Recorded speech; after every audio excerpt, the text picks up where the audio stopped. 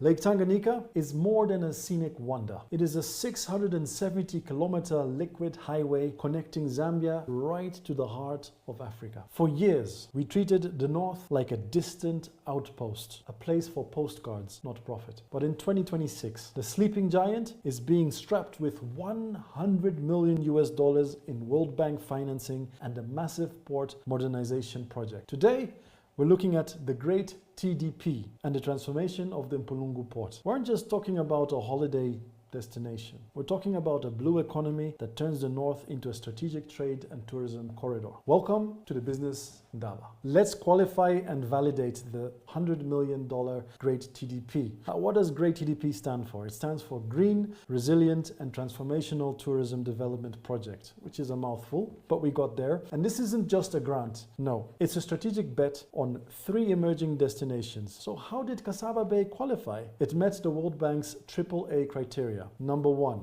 access. Proximity to Mbala Airport and the new Samfya Kasaba Bali Road. Kwenyu. Number 2, asset value. Nsumbu National Park is one of the few places in the world where the Big 5 meet the Great Lake. Kwenyu. And lastly, number 3, it's audit ready. As we discussed in episode 35, our move to IFMIS gave the World Bank the confidence that this $100 million wouldn't vanish into briefcase companies. You see, if the digital sieve is clean, then the money, like the water in Lake Tanganyika, will flow. Ni salty sana.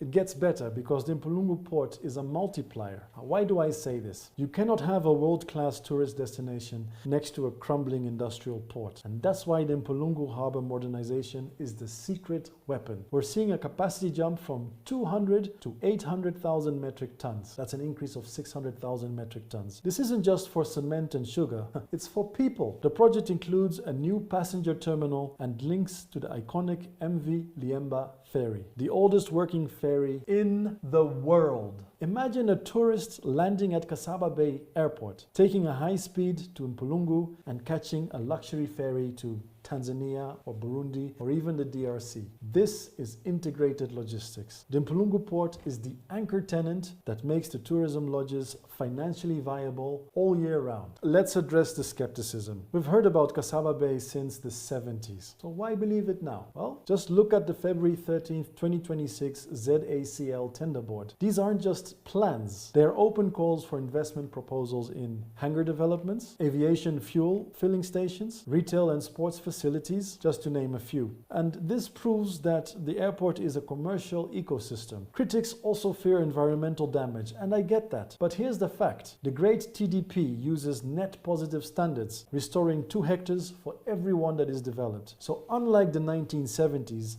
the budget is locked, the audits are digital, and the fear of the signature is being replaced by international performance-based milestones. No progress? No pay. There you have it. The Northern Circuit is no longer just a dream. It is 100 million strategic assets in dollars. Between the Mpulungu port expansion and the Kasaba Bay lodges, we're witnessing the birth of a new economic pillar. Here's my question to you, viewers. Is the Northern Circuit ready to be Zambia's primary economic engine? Or are the environmental risks to Nsumbu National Park too high? Let's get into the weeds in the comments. Next time, join us for the grand finale on this season where we followed the election trail. In episode 38, we conclude our deep dive into what the UPND government has pushed for and accomplished so far. From the debt restructuring victory to the utilization of the new SNK International Airport. We'll summarize the 5-year journey of fixing the economy. Stay transparent, stay Zambia proof, like and subscribe, and as always, till the next time.